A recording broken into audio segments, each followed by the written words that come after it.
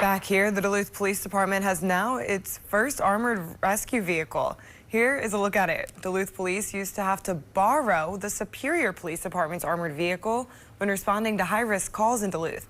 That includes in February 2021, when a suspect barricaded himself inside a home in the Lincoln Park neighborhood for 20 hours after shooting and killing K-9 Luna, and in 2023, while trying to arrest a murder suspect. But Police Chief Mike Sanoa says having their own vehicle now allows his officers to slow high-risk situations down and have a faster response time. The DPD also had to pay when borrowing Superior's vehicle. After years of discussion and some public meetings, Duluth Police bought the vehicle using extra funding they had due to unfilled positions. Sanoa says the vehicle will also be available to neighboring law enforcement as well.